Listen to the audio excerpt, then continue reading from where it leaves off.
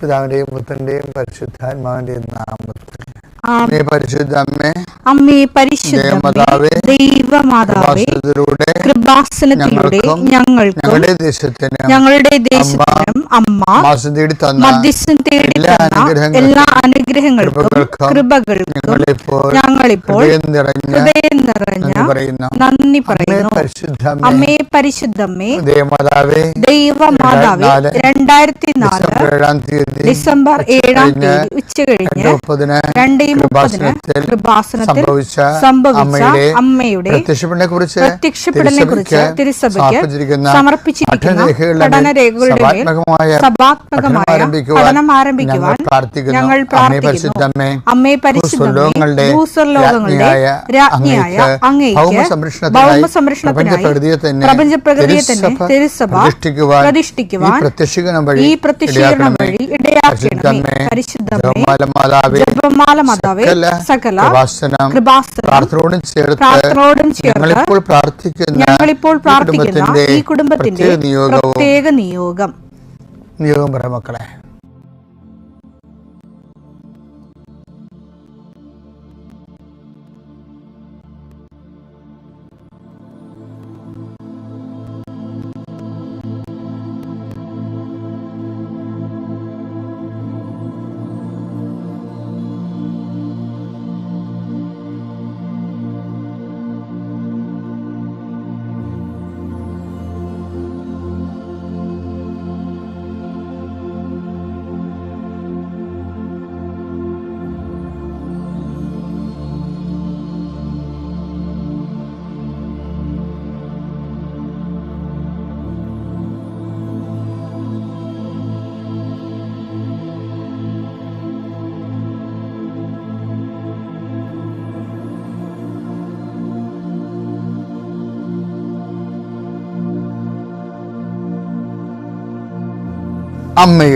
അമ്മയുടെ പ്രത്യക്ഷീകരണത്തിന്റെ ഈ അനുഗ്രഹവേളയിൽ ഞങ്ങൾക്ക് സാധിച്ചു തരുവാൻ കനിയണമേ.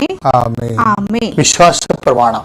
സർവശക്തനായ പിതാവും ആകാശത്തിന്റെയും ഭൂമിയുടെയും സൃഷ്ടാവുമായ ദൈവത്തിൽ ഞാൻ വിശ്വസിക്കുന്നു. അവിടുത്തെ ഏകപുത്രനും ഞങ്ങളുടെ കർത്താവുമായ ഈശോ മിശിഹായിലും ഞാൻ വിശ്വസിക്കുന്നു. ഈ പുത്രൻ പരിശുദ്ധാത്മാവിനാൽ ഗർഭസ്ഥനായി കന്യകാമറിയത്തിൽ നിന്ന് പിറന്ന് പൊന്തിയോസ് പീലാത്തോസിന്റെ കാലത്ത് പീഡകൾ സഹിച്ച് കുരിശിൽ തറയ്ക്കപ്പെട്ട് മരിച്ച് അടക്കപ്പെട്ട് പാതാളങ്ങളിൽ ഇറങ്ങി മരിച്ചവരുടെ ഇടയിൽ നിന്ന് 3-ാം നാൾ ഉയർത്ത് സ്വർഗത്തിലേക്ക് എഴുന്നള്ളി സർവശക്തിയുള്ള പിതാവായ ദൈവത്തിന്റെ വലതുഭാഗത്തിരിക്കുന്നു. അവിടെ നിന്ന് ജീവിക്കുന്നവരെയും മരിച്ചവരെയും വിധിക്കുവാൻ വരുമെന്നും ഞാൻ വിശ്വസിക്കുന്നു. പരിശുദ്ധാത്മാവിലും ഞാൻ വിശ്വസിക്കുന്നു. വിശുദ്ധ കത്തോലിക്കാ സഭയിലും പുണ്യവാന്മാരുടെ ഐക്യത്തിലും പാപങ്ങളുടെ മോചനത്തിലും ശരീരത്തിന്റെ ഉയർപ്പിലും നിത്യമായ ജീവിതത്തിലും ഞാൻ വിശ്വസിക്കുന്നു. ആമേൻ. സുഖസ്ഥനായ ഞങ്ങളുടെ പിതാവേ, അങ്ങയുടെ നാമം പൂജിതമാകണമേ. അങ്ങയുടെ രാജ്യം വരണമേ. അങ്ങയുടെ തിരുമനസ് സ്വർഗത്തിലെ പോലെ ഭൂമിയിലും ആകണമേ. അന്നു വേണ്ടുന്ന ആഹാരം ഇന്ന് ഞങ്ങൾക്ക് തരണമേ. ഞങ്ങളോട് തെറ്റ് ചെയ്യുന്നവരോട് ഞങ്ങൾ ക്ഷമിക്കുന്നത് പോലെ ഞങ്ങളുടെ തെറ്റുകൾ ഞങ്ങളോടും ക്ഷമിക്കണമേ. ഞങ്ങളെ പ്രലോഭനത്തിൽ ഉൾപ്പെടുത്തരുതേ, തിന്മയിൽ ഞങ്ങൾ രക്ഷിക്കണമേ. ആമേൻ. നന്മ നിറഞ്ഞ മറിയമേ, സ്വസ്തി. കർത്താവ് അങ്ങയുടെ കൂടെ സ്ത്രീകളിൽ അങ്ങ് അനുഗ്രഹിക്കപ്പെട്ടവളാകുന്നു. അങ്ങയുടെ ഉദരത്തിൻ ഫലമായി ഈശോ അനുഗ്രഹിക്കപ്പെട്ടവനാകുന്നു. പരിശുദ്ധ മറിയമേ, തമ്പുരാന്റെ അമ്മേ, പാപികളായ ഞങ്ങൾക്ക് വേണ്ടി ഇപ്പോഴും ഞങ്ങളുടെ മരണസമയത്തും തമ്പുരാനോട് അപേക്ഷിക്കണമേ. ആമേൻ. കർത്താവിന്റെ ഉന്നതമായ നാമത്തിന് സ്വസ്ഥം ചെയ്യും. കർത്താവിന്റെ വിശുദ്ധ പൗരോഹിത്യത്തെ മഹത്വപ്പെടുത്തണമേ. കർത്താവ് സഭയിലുള്ള സാന്നിധ്യം പ്രകടമാക്കണമേ. 40 വർഷം ഞാൻ അർപ്പിച്ച കൃപാന്റെ യുഗതിയാൽ കൃപാസനത്താരെ ജീവനോടെ പ്രത്യക്ഷപ്പെട്ട മാതാവിന്റെ മധ്യസ്ഥത്താൽ ഞാൻ മക്കളെ ഈശോ നാമത്തെ ആശീർവദിക്കുന്നു. കർത്താവെ, ജോലിയില്ലാത്തവര്, വീടില്ലാത്തവര്, ജീവിതത്തിൽ കലഹങ്ങളും ഭിന്നതകൊണ്ട് പിരിഞ്ഞു താമസിക്കുന്ന ജീവിത പങ്കാളികളെ, കുഞ്ഞുങ്ങളുടെ തെറ്റായ അവസ്ഥകൾ കണ്ട് വിഷമിക്കുന്ന മാതാപിതാക്കന്മാരെ, ശാരീരികമായ രോഗങ്ങളെ അവസരപ്പെടുന്നതും രോഗം ആകുന്നതിന് സമയമെടുക്കുന്നില്ല എന്ന് ഓർത്ത് ഉത്കണ്ഠപ്പെടുന്നവരെയും സമർപ്പിച്ച് പ്രാർത്ഥിക്കുന്നു. ഇന്ന് യാത്ര ചെയ്യുന്നവരെ ഇന്നത്തെ യാത്രയ്ക്ക് വേണ്ടി വിവിധമായ ഒരുക്കിയിരിക്കുന്ന ലക്ഷ്യങ്ങൾ, കണ്ടുമുട്ടുന്ന വ്യക്തികൾ, സംസാരിക്കുന്ന സംഭാഷണങ്ങൾ, എഴുതുന്ന രേഖകൾ, ഒപ്പിടുന്ന ഡോക്യുമെൻറ്റുകൾ, പങ്കെടുക്കുന്ന ഇൻ്റർവ്യൂകൾ, സെൻഡ് ചെയ്യുന്ന മെസ്സേജുകൾ എല്ലാം കർത്താവിൻ്റെ കൃപയാൽ നിറയപ്പെടാനും നീ ഇന്ന് തിരികെ എത്തുന്ന സമയത്ത് കർത്താവിൻ്റെ കൃപ നിന്നെ നിറഞ്ഞു നിന്നുകൊണ്ട് സന്തോഷം വന്ന് ഉറങ്ങുവാനും ഇന്നത്തെ ദിവസം മുൻനിർത്തി നീ കണ്ടുമുട്ടുന്ന ഓരോ നിമിഷങ്ങളെയും, നിൻ്റെ ഓരോ സമയങ്ങളെയും, സന്ദർഭങ്ങളെയും എല്ലാം സംരംഭങ്ങളെയും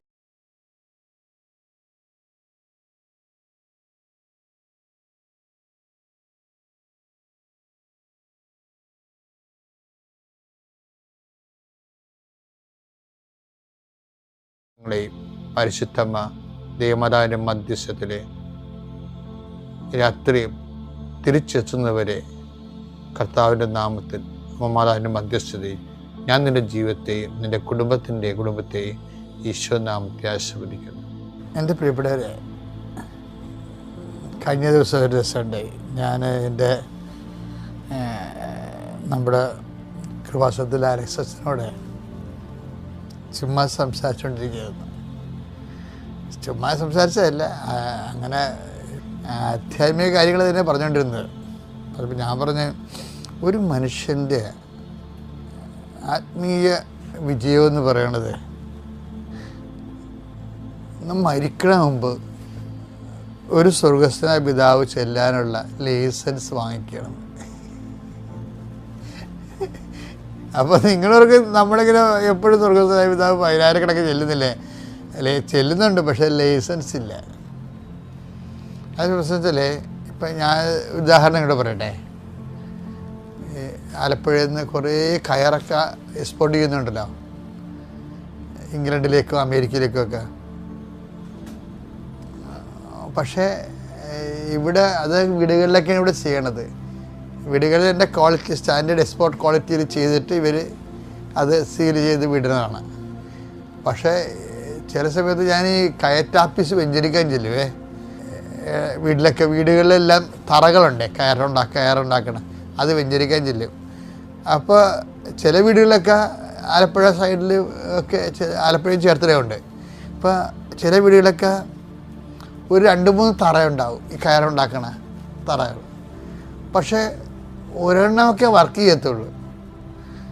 അപ്പോൾ ഞാനവരോട് ചോദിക്കും, ചേട്ടായി ഇതിലൊന്നും ഇപ്പോൾ കയറുണ്ടാക്കണില്ലേ, തടുക്കുണ്ടാക്കണില്ലേ? അപ്പോൾ പറയാം, അച്ഛാ അതിന് ഓർഡറൊന്നുമില്ല അച്ഛാ എന്ന് പറയും. അപ്പോൾ ഓർഡർ ആരാ തരേണ്ടത്? ആലപ്പുഴത്തെ കയറ്റ് കമ്പനിക്കാരാണ് ഓർഡർ കൊടുക്കേണ്ടത്. അപ്പോൾ അവരുടെ മുതലാളിമാർ ചില സമയത്ത് 1-2 കയറ്റ് കമ്പനി വെഞ്ചരിക്കാൻ ചെയ്തപ്പോൾ അവിടെയും പ്രശ്നം അതാണ്. അവർ ഗോഡൗണൊക്കെ ഉണ്ടാക്കിയിട്ടുണ്ട്, വലിയ വലിയ ഗോഡൗണുകൾ. അതിനകത്ത് പക്ഷേ ചരക്ക് കുറവാണ്. എന്താ കാര്യം പറയുമ്പോൾ ഓർഡറില്ലെന്ന് വെച്ചാണ് അവരും പറയേണ്ടത്. ഓർഡറില്ല വെച്ചാൽ എവിടുന്ന് ഓർഡറില്ല? ഫോറിൻ ഓർഡറേ, ഇവർ ജർമ്മനിയിൽ നിന്നൊക്കെ ഓർഡർ ചെയ്യണം. അപ്പം ഈ കയറിന് ചിലപ്പോൾ ജൂട്ട് കയറി അവിടെ മുൻകൂർ അഡ്വാൻസായിട്ട് അവിടെ കൊണ്ട് ഈ ബംഗാളിൽ നിന്നൊക്കെ കൊണ്ട് അടിക്കും. അപ്പോൾ കയറിന് ഡിമാൻഡ് കുറയും, ഓർഡർ കുറയും. അപ്പോൾ ഓർഡർ ഇല്ലെങ്കിൽ നമുക്ക് ഉൽപ്പാദിപ്പിക്കാൻ പറ്റത്തില്ല. ഈ നമ്മുടെ ഒരു വിഷയം എന്ന് പറയുന്നത് പലപ്പോഴും നമ്മൾ പ്രാർത്ഥിക്കുന്നതിന് മുമ്പ് തന്നെ പ്രാർത്ഥിക്കാനുള്ള ഓർഡർ വാങ്ങിച്ചെടുക്കണം ദൈവത്തിൻ്റെ. അത് ഭയങ്കര അത് ആത്മീയകാര്യം ഇല്ല, അങ്ങനെയാണ്. ദൈവമായിട്ട് ഉള്ള എല്ലാ റിലേഷൻസിലും ഇപ്പോൾ ഈ കർത്താവിൻ്റെ കൂടെ കുറേ ആൾക്കാർ മരിച്ചേ, നിങ്ങൾക്കറിയാമല്ലോ അല്ലേ? ഒരു 6000, ഈ നല്ല കള്ളനും ചീത്തക്കള്ളനും നല്ല കള്ളനും ഉൾപ്പെടെ 6000 പേരാണ് ആ കാലഘട്ടങ്ങളിൽ കുരിശിൽ തൂക്കി കൊല്ലപ്പെട്ടിരിക്കുന്നത് കർത്താവിൻ്റെ കൂടെ. ആ ഒരു കാലഘട്ടം, ആ ഒരു 200-300 കൊല്ലത്തിനുള്ളിൽ 6000 പേര് കുരിശിൽ തൂങ്ങി മരിച്ചിട്ടുണ്ട്. അപ്പോൾ അതിൻ്റെ അകത്ത് അതെല്ലാം മുന്നിൽ കണ്ടുകൊണ്ടാണ് ഈശോ പറയുന്നത്, അത് ഈ പിതാവായ ദൈവം എനിക്ക് അംഗീകാരം മുദ്ര ചാർത്തിയിരിക്കണമെന്ന് പറയുന്നത്. യോഹന്നാൻ 6:27. എന്തെന്നാൽ പിതാവായ ദൈവം അവന്റെ മേൽ അംഗീകാര മുദ്ര വെച്ചിരിക്കുന്നു. കാര്യം വെച്ചാൽ ഇവൻ്റെ ബലി മാത്രം, എത്ര പേര് കുരിശ് തൂങ്ങിയാലും 10,000 പേര് കുരിശ് തൂക്കേണ്ട കാര്യമില്ല. ഇവൻ്റെ ഈ കുരിശ് മരണം മാത്രമേ മനുഷ്യൻ്റെ പാപത്തിൻ്റെ പരിഹാരമായിട്ട് പിതാവ് അഡ്വാൻസായിട്ട് അംഗീകാരം കൊടുത്തിട്ടുള്ളൂ. ഇത് എല്ലാം നമ്മുടെ പ്രാർത്ഥനകളും അങ്ങനെ വിഷയം. നമ്മുടെ പ്രാർത്ഥനയ്ക്ക് ഇപ്പോൾ നമ്മുടെ സ്വർഗസ്ഥനായ പിതാവ് ചെല്ലണമെന്ന് വിചാരിച്ചു. ഈ സ്വർഗസ്ഥനായ പിതാവ് ചെല്ലണ മുമ്പ് ഈ സ്വർഗസ്ഥനായ പിതാവിൻ്റെ ഓർഡർ, ഈ സ്വർഗസ്ഥനായ പിതാവ് സ്വീകരിക്കപ്പെടുമെന്നുള്ളതിൻ്റെ ലൈസൻസ് നമ്മൾ വാങ്ങിച്ചെടുക്കണം. അല്ല വെറുതെ കയറ്റി വിടാവുന്നേ ഉള്ളൂ. അതുപോലെ തന്നെ എന്തുമാത്രം ചില സമയത്തൊക്കെ കഴിഞ്ഞ കൊല്ലവും സംഭവിച്ചല്ലേ, അമേരിക്കയിൽ നിന്നൊക്കെ ആ ചെമ്മീൻ മുഴുവനും അവിടെ ചെന്നിട്ട് അവർ ടെസ്റ്റ് ചെയ്ത് നോക്കി. ഇവിടുന്ന് കയറ്റി അയച്ച ചെമ്മീൻ അമേരിക്കയിൽ ചെന്നിട്ട് അവർ ടെസ്റ്റ് ചെയ്ത് ഒരു ചെറിയ ചെമ്മീൻ്റെ അകത്ത് ബാക്ടീരിയ കണ്ടെത്തി.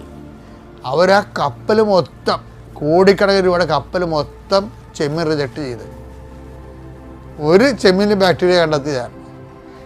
ഈ നമ്മുടെ സ്വർഗസ്നായ പിതാവിൻ്റെ അകത്ത് മുഴുവൻ ബാക്ടീരിയയാണ്. അതാണ് ഞാൻ പറഞ്ഞത്, ബാക്ടീരിയ ഫ്രീ അല്ലെങ്കിൽ ഈ പ്രാർത്ഥന എല്ലാം റിജക്റ്റഡ് ആവും.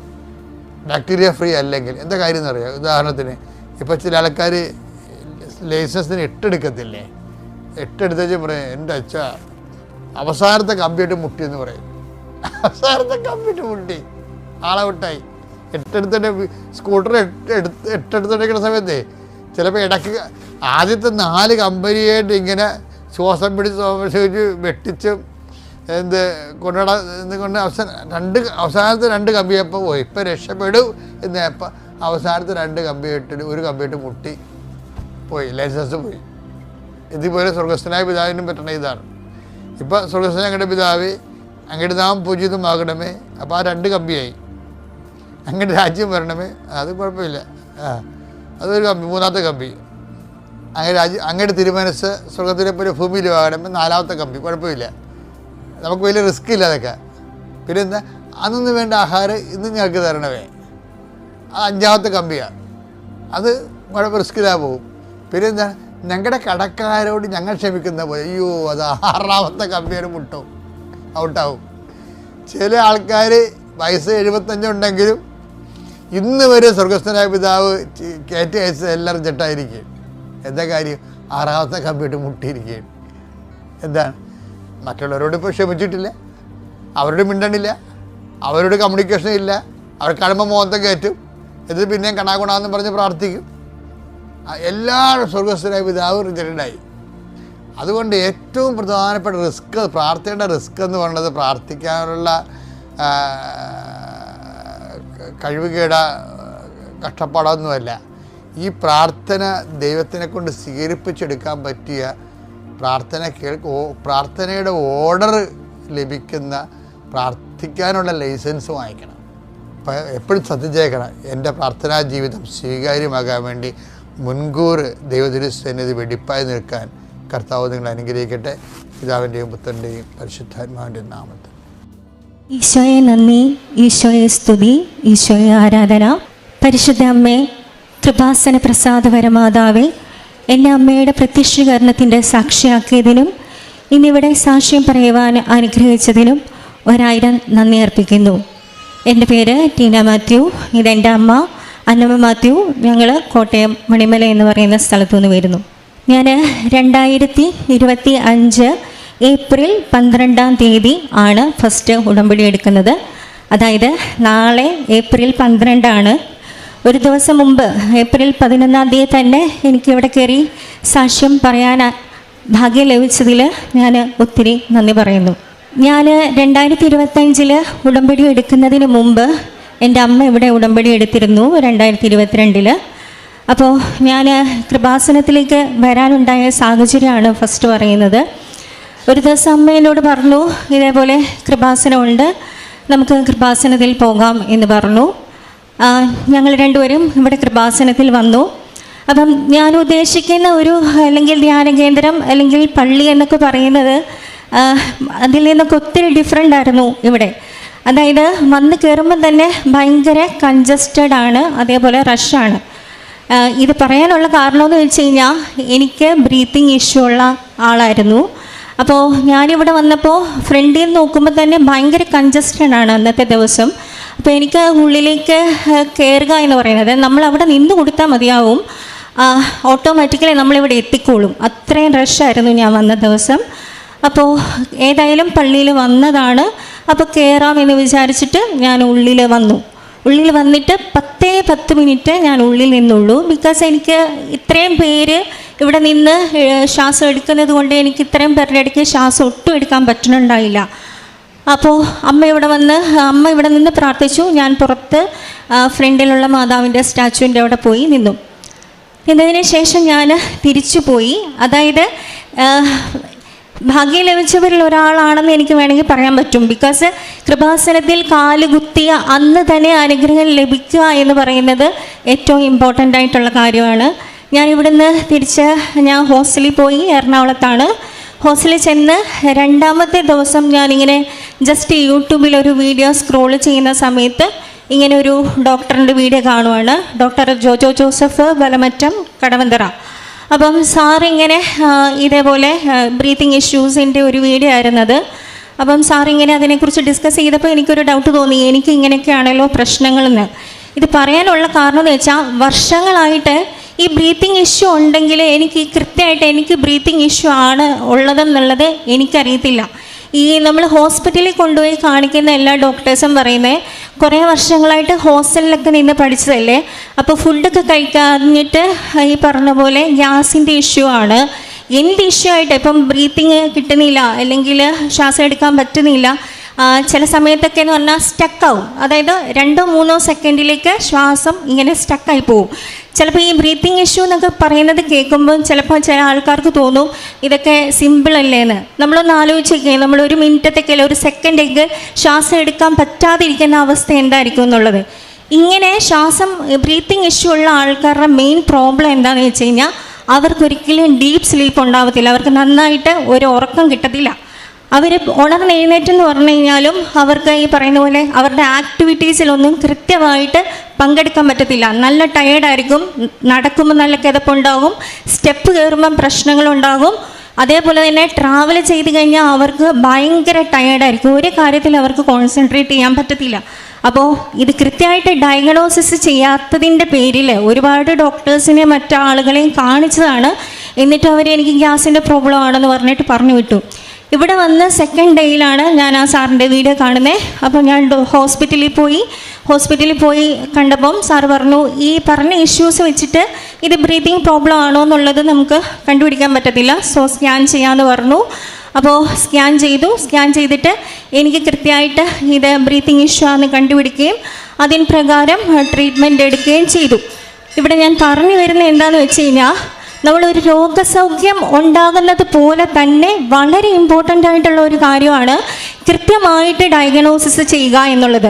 അച്ഛൻ എപ്പോഴും പ്രാർത്ഥിക്കുമ്പോൾ സ്പെഷ്യലി പറയാറുണ്ട് കൃത്യമായിട്ടുള്ള രോഗത്തിനുള്ള ഡയഗ്നോസിസ് നടക്കുകയും ട്രീറ്റ്മെൻറ്റ് നടക്കാനും വേണ്ടിയിട്ട് അച്ഛൻ എപ്പോഴും പറയാറുണ്ട്. അപ്പം എന്നെപ്പോലെ ഈ പറഞ്ഞ പോലെ കൃത്യമായിട്ട് ഡയഗ്നോസിസ് എന്താണെന്ന് കൃത്യമായിട്ട് അറിയാതെ കഷ്ടപ്പെടുന്ന ആൾക്കാർ ഉറപ്പായിട്ടും മാതാവിനോട് പ്രാർത്ഥിച്ചു കഴിഞ്ഞാൽ അതിന് കൃത്യമായിട്ടുള്ള വഴി മാതാവ് കാണിച്ചു തരും. ഇതാണ് എൻ്റെ 1ാമത്തെ സാക്ഷ്യം. അതിനുശേഷം ഞാൻ 2025 ഏപ്രിൽ ഇവിടെ വന്ന് ഉടമ്പടി എടുത്തു. ഉടമ്പടിയിൽ എൻ്റെ നിയോഗമായിട്ട് വെച്ചത് ഞാൻ ഒരു കോളേജ് അധ്യാപികയാണ്. അപ്പോൾ ഞാൻ ഇപ്പോൾ വർക്ക് ചെയ്യാൻ തുടങ്ങിയിട്ട് 2022 ഞാൻ ജോലിക്ക് അവിടെ ജോയിൻ ചെയ്തത്. എൻ്റെ കോളേജിലെ ടീച്ചേഴ്സിൻ്റെയൊക്കെ എക്സ്പീരിയൻസ് അനുസരിച്ചിട്ട് 2017 ശേഷം ആ കോളേജിൽ ഒരു ഇൻക്രിമെൻറ്റ് നടന്നിട്ടില്ല. പിന്നെ 2ാമത്തെ കാര്യം എന്ന് വെച്ച് കഴിഞ്ഞാൽ ഹയർ പോസ്റ്റിലേക്കൊരു പോസ്റ്റ് ആ കോളേജിൽ ഇതുവരെ വിളിച്ചിട്ടില്ല. അപ്പോൾ ഞാൻ ഇവിടെ വരുന്നതിന് 1 വർഷം മുമ്പ് ഇതേപോലെ ജസ്റ്റ് ഒരു ഹയർ പോസ്റ്റ് വിളിച്ചു. ആ ഹയർ പോസ്റ്റിൽ ഞാനും അറ്റൻഡ് ചെയ്തു, പക്ഷേ എനിക്ക് കിട്ടിയില്ല. ബാക്കി 2 പേര് നമ്മുടെ കൂട്ടത്തിലുണ്ടായിരുന്ന 2 ടീച്ചേഴ്സ് ഈ പറഞ്ഞ പോലെ ഹയർ പോസ്റ്റിലേക്ക് കയറി. അതിനുശേഷം ഞാൻ ഉടമ്പടി നിയോഗം വെച്ചു. ഉടമ്പടിയിൽ നിയോഗത്തിൽ പറയുന്നുണ്ട് ഇമ്പോസിബിൾ ആയിട്ടുള്ള കാര്യം നിങ്ങൾ ഉടമ്പടിയിൽ നിയോഗം വെക്കണം, അതായത് ഒരിക്കലും നടക്കുകയില്ല എന്നുള്ളത്. അതായത് 1 വർഷം മുമ്പ് ഹയർ പോസ്റ്റിലേക്ക് ഓൾറെഡി ആളുകളെ എടുത്തെങ്കിൽ അതിൻ്റെ അർത്ഥം 2017 തൊട്ടിട്ട് 7 വർഷത്തിൽ ഇങ്ങനെ ഒരു കാര്യം നടത്തിയിട്ടില്ലെങ്കിൽ ഒറ്റ വർഷത്തിൽ ഈ ഒരു കാര്യം പോസിബിൾ അല്ല. അതേപോലെ 2017 ശേഷം സാലറി ഇൻക്രിമെൻറ്റും നടന്നിട്ടില്ല. അപ്പം ഞാൻ നിയോഗം വെച്ച് പ്രാർത്ഥിച്ചു. നിയോഗം വെച്ച് പ്രാർത്ഥിക്കുമ്പോൾ എനിക്കും അറിയാം ഏകദേശം, അല്ലെങ്കിൽ ഈ ഫീൽഡിൽ നിൽക്കുന്ന ആളുകൾക്കും അറിയാം ഈ 1 വർഷത്തിൽ തന്നെ പോസ്റ്റ് ചേഞ്ച് ചെയ്യുന്ന കാര്യമോ ഇൻക്രിമെൻറ്റോ ഒന്നും പോസിബിൾ അല്ല എന്നുള്ളത്. ഞാനിവിടെ വന്ന് പ്രാർത്ഥിച്ചു, അച്ഛൻ്റെ അടുത്ത് വന്ന് പ്രാർത്ഥിച്ചു. അച്ഛൻ എൻ്റെ തലയിൽ കലിവെച്ച് പ്രാർത്ഥിച്ചിട്ടുണ്ടായിരുന്നു. ആ ആഴ്ച തന്നെ ഹയർ പോസ്റ്റിലേക്കുള്ള നോട്ടിഫിക്കേഷൻ വന്നു. ഈ അച്ഛനെ കണ്ട് പോയതിൻ്റെ ആ സെയിം വീക്ക് തന്നെ ഹയർ പോസ്റ്റിലേക്ക് വന്നു. ഞാൻ പോയി അറ്റൻഡ് ചെയ്തു. എനിക്ക് പോസ്റ്റ് മാർക്ക് കിട്ടി. ഇതല്ലാതെ പ്രധാനപ്പെട്ട കാര്യം എന്ന് വെച്ചാൽ 2017 ശേഷം ഞാൻ ഉടമ്പടി എടുത്തതിന് ശേഷം 2 പ്രാവശ്യമാണ് എനിക്ക് സാലറി ഇൻക്രിമെൻറ്റ് ചെയ്ത് കിട്ടിയത്. അതായത് ഞാൻ 3ാമത് ഉടമ്പടി പുതുക്കി പ്രാർത്ഥിച്ചതിന് ശേഷം എനിക്ക് 2 തവണ സാലറി ഇൻക്രിമെൻറ്റ് ചെയ്ത് കിട്ടി. ഇനി എൻ്റെ അടുത്ത സാക്ഷ്യം, ഏറ്റവും പ്രധാനപ്പെട്ട സാക്ഷ്യം എന്ന് പറയുന്നത്, ഞാൻ ഉടമ്പടിയിൽ വെച്ചിരുന്ന കാര്യമാണ്. ഏകദേശം 45 ലക്ഷത്തോളം കടബാധ്യതയുള്ള ഒരു കുടുംബമായിരുന്നു എൻ്റേത്. ഞങ്ങളുടെ വീടിൻ്റെ ആധാരം 19 വർഷമായിട്ട് ബാങ്കിലായിരുന്നു. അപ്പോൾ നമ്മൾ വിചാരിക്കുക 19 വർഷം പൈസ ഉണ്ടായിരുന്ന സമയമുണ്ടായിരുന്നു, ഫിനാൻഷ്യലി സ്ട്രഗിളായ സമയമുണ്ടായിരുന്നു. ആ സമയത്തൊന്നും ഈ ആധാരം നമുക്ക് എടുക്കാൻ സാധിച്ചില്ല. അപ്പം ഞാൻ ഉടമ്പടിയിലെ ഒരു നിയോഗമായിട്ട് വെച്ച ഒരു കാര്യം എന്ന് വെച്ച് കഴിഞ്ഞാൽ, എൻ്റെ മാതാവേ, ഇതൊരു ജപ്തി പോലത്തെ ഒരു നടപടി എന്ന് പറഞ്ഞിട്ട് നമ്മുടെ വീട്ടിലേക്ക് ആരും തന്നെ കയറി വരാൻ പാടില്ല, നമുക്ക് ആധാരം എടുക്കാൻ പറ്റണം. സോ ഈ 45 ലക്ഷം രൂപ അടച്ച ആധാരം എടുക്കുക എന്ന് പറയുന്നത് ഇമ്പോസിബിൾ ആയിട്ടുള്ള കാര്യമാണ്. കാര്യം നമ്മൾ വർഷങ്ങളായിട്ട് പരിശ്രമിച്ചുകൊണ്ടിരിക്കുകയാണ്. ഓരോ പ്രാവശ്യം ബാങ്കിൽ പോകുമ്പോഴും ഈ പറഞ്ഞ പോലെ പല പല കാര്യങ്ങൾ നമ്മൾ അവരുമായിട്ട് കൺവേ ചെയ്യും. പക്ഷേ ആധാരം എടുക്കാനുള്ള ഒരു ചാൻസും ഇതുവരെ ഉണ്ടായിട്ടില്ല. അപ്പോൾ അവർ മുന്നോട്ട് നടപടികൾ എടുക്കുമെന്ന് പറഞ്ഞിരിക്കുന്ന സമയത്ത് 2 ദിവസം മുമ്പ് എൻ്റെ അമ്മയും ചേട്ടനും കൂടെ ബാങ്കിൽ പോയി. ബാങ്കിൽ കയറുന്ന സമയത്ത് മാതാവിൻ്റെ ഉപ്പ് ഇട്ടിട്ട് പ്രാർത്ഥിച്ചിട്ട് മാനേജറിനെ കണ്ട് സംസാരിച്ചു. ഇവർ ബാങ്കിൽ പോകുന്ന ദിവസം ഇവർക്ക് അറിയത്തില്ല ഇവർ തിരിച്ചു വരാൻ പോകുന്നത് ആധാരം എടുത്തിട്ടാണ്. ഈ 45 ലക്ഷം രൂപ ഒരു ദിവസം കൊണ്ട് നമ്മൾ അടച്ച ആധാരം കയ്യിലെടുക്കുമെന്നുള്ളത് ഹൈലി ഇമ്പോസിബിൾ ആയിട്ടുള്ള കാര്യമാണ്. അപ്പോൾ പോയി ബാങ്ക് മാനേജറുമായിട്ട് സംസാരിച്ചു. അപ്പോൾ നമ്മൾ കൺവിൻസ് ചെയ്യാൻ വേണ്ടിയിട്ടാണ് പോയത്. ഇനി ഒരു കൺവിൻസിങ് ഒന്നും പോസിബിൾ അല്ല എന്നുള്ളത് നമുക്കും അറിയാം. എങ്കിലും ഓക്കെ സംസാരിക്കാമെന്ന് പറഞ്ഞിട്ട് പോയി. മാനേജറുമായിട്ട് സംസാരിച്ച് കഴിഞ്ഞപ്പം സാർ പറഞ്ഞു കുറച്ച് എമൗണ്ട് കുറച്ച് തരാമെന്ന് പറഞ്ഞു. ആ എമൗണ്ട് നമുക്ക് കുറച്ച് തന്നു. എന്നിട്ട് പറഞ്ഞു ഇന്ന് തന്നെ നിങ്ങൾക്ക് ആധാരം എടുക്കാമെന്നുണ്ടെങ്കിൽ എടുക്കാം, ഇതല്ലെങ്കിൽ ബാക്കി പ്രൊസീജിയറിലേക്ക് മുന്നോട്ട് പോയി കഴിഞ്ഞാൽ പ്രൊസീജിയറിലേക്ക് പോകുമെന്ന് പറഞ്ഞു. അപ്പോൾ ഇത്രയും വലിയ 45 ലക്ഷത്തിൽ നിന്ന് എത്ര എമൗണ്ട് ആയിരിക്കും കുറച്ചിരിക്കുക എന്നുള്ളത് നിങ്ങൾക്കറിയാമല്ലോ. അധികം എമൗണ്ട് ഒന്നും നമുക്ക് കുറച്ച് കിട്ടത്തില്ല. അത്രയും എമൗണ്ട് വിത്തിൻ എ ഡേ, 45 ലക്ഷം രൂപയ്ക്ക് വിത്തിൻ എ ഡേ ആണ് ഇത്രയും എമൗണ്ട് അറേഞ്ച് ചെയ്തത്. അതായത് സമയ ചുരുക്കത്തിൻ്റെ അമ്മ അവിടെ പ്രവർത്തിച്ചു എന്ന് വേണം നമ്മൾ പറയാൻ വേണ്ടിയിട്ട്. അതായത് നമ്മൾ ചോദിക്കുന്ന ആൾക്കാർ അല്ലെങ്കിൽ നമ്മളെ ഹെൽപ്പ് ചെയ്യാൻ അവിടെ ആളുകൾ വന്നെങ്കിൽ മാത്രമേ നമുക്ക് ഈ എമൗണ്ട് അടയ്ക്കാൻ പറ്റത്തുള്ളൂ. മനസ്സ് വേണം. അതായത് നമ്മൾ ഒരാളോട് ചോദിക്കുമ്പോൾ ആ എമൗണ്ട് നമ്മളെ വിശ്വാസമായിട്ട് തന്ന് സഹായിക്കാൻ വേണ്ടിയിട്ട് ആ ആളുകൾക്ക് മനസ്സ് വേണം. അപ്പം ഈ ദിവസം തന്നെ ഇത്രയും രൂപ, എബൌട്ട് 35 lakhs അത്രയും രൂപ നമുക്ക് അറേഞ്ച് ചെയ്ത് ബാങ്കിൽ അന്ന് തന്നെ പൈസ അടച്ച ആധാരം നമ്മൾ തിരിച്ചെടുത്തു. 19 വർഷമായിട്ട് ബാങ്കിലിരുന്ന ആധാരമാണ് നിങ്ങൾക്ക് മുമ്പിൽ ഞാനിപ്പോൾ അമ്മയുടെ പ്രത്യക്ഷീകരണത്തിൻ്റെ സാക്ഷിയായിട്ട് ഉയർത്തിപ്പിടിച്ചിരിക്കുന്നത്. അടുത്തതായിട്ട് എൻ്റെ സാക്ഷ്യം എന്ന് പറയുന്നത് ഈ പറഞ്ഞ പോലെ എൻ്റെ കൈക്കുള്ളിൽ കക്ഷത്തിനകത്ത് ഒരു ചെറിയ മുഴ ഉണ്ടായിരുന്നു. അത് ചെറിയ പെയിനും ഉണ്ടായിരുന്നു. അപ്പോൾ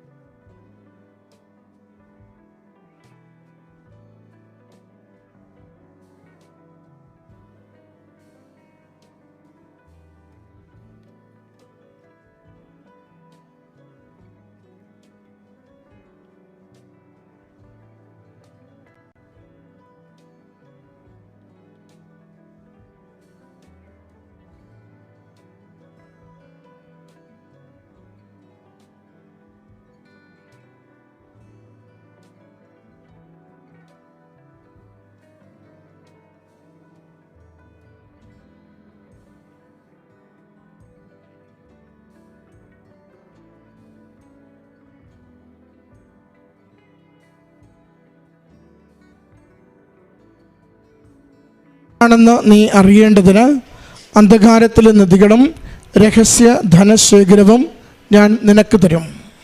ടീന മാത്യു എന്ന ഈ സഹോദരിയുടെ ഉടമ്പടി പ്രകാരമുള്ള ഉജ്ജ്വല സാക്ഷ്യമാണ് ഈ നിമിഷങ്ങളിൽ നമ്മൾ കേട്ടത്.